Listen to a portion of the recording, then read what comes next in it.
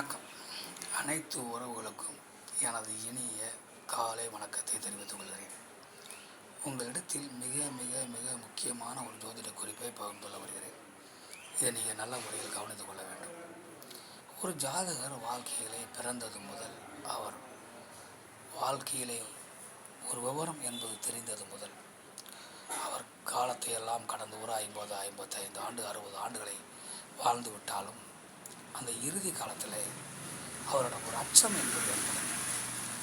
அதாவது நாம் இதுவரையிலே கௌரவமாக இருந்து விட்டோம், யாருடைய தயவையும் எதிர்பார்க்காமல், யாரையும் சிரமப்படுத்தாமல், யாருக்கும் துன்பத்தை கொடுக்காமல், துயரத்தை கொடுக்காமல், இன்னல் கொடுக்காமல், இடைஞ்சல் கொடுக்காமல், நாம் நல்ல பெயரோடும் கௌரவத்தோடும் புகழோடும் அந்தஸ்தோடும் எல்லாரும் நேசிக்கக்கூடிய வண்ணம் நாம் வாழ்ந்து விட்டோம். இறுதி காலத்தில் இப்படியே நமது காலம் ஓடிவிடுமா, அல்லது நமது காலம் சிரமத்தை கொடுத்து விடுமா, நம்மால் பிறகு சிரமப்பட்டு விடுவார்களா, நமக்கு இருக்கும் மதிப்புகள் மரியாதைகள் நமக்கு கடைசி வரை இருக்குமா, அல்லது இழந்து விடுவோமா என்றெல்லாம் அந்த நல்ல எண்ணம் கொண்ட அந்த மனித நேரத்தில் காலம் செல்ல செல்ல வயதுகளாக எண்ணங்கள் என்பது ஏற்பட்டுவிடும். அப்படிப்பட்ட அந்த எண்ணம் அவருடைய ஏற்படும் பொழுது அவர்கள் இறுதி வரையில் தீர்க்கமாக இருப்பார்கள்.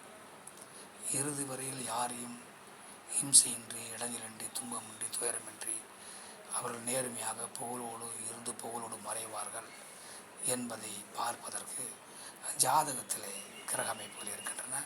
அதில் ஒரு அமைப்பை மட்டும் நாம் இப்போது பார்ப்போம்.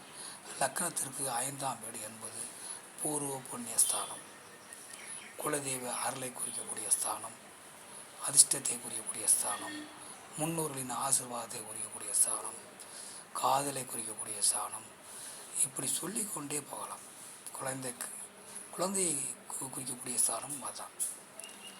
அதிர்ஷ்டத்தை இப்படி நிறைய சொல்லிக்கிட்டு போகலாம். இப்படிப்பட்ட ஒரு காரகத்தன்மை கொண்ட முக்கியமான வீடு.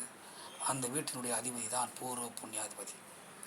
அந்த பூர்வ புண்ணியாதிபதி தான் யோகத்தை கொடுக்கக்கூடியவர்களே 5ஆம் வீட்டு அதிபதி. 1, 5, 9 இந்த அதிர்ஷ்டத்தை கொடுக்கக்கூடியவர்கள் அவர் ஒருவர். அந்த பூர்வ புண்ணியாதிபதி லக்னத்திற்கு 6, 8, 12 என்று சொல்லக்கூடிய துர்ஸ்தானங்கள், மறைவு ஸ்தானங்கள் என்று சொல்லக்கூடிய இடங்களிலே மறையாமல் இருந்தாலே போதும், அந்த ஜாதகர் இறுதி வரையில் புகழோடு பிறந்து புகழோடு வாழ்ந்து புகழோடு மறைந்து விடுவார் என்பதை நாம் சொல்லிவிடலாம். மற்றவற்றை அடுத்த வீடியோ காண்போம். நன்றி, வணக்கம்.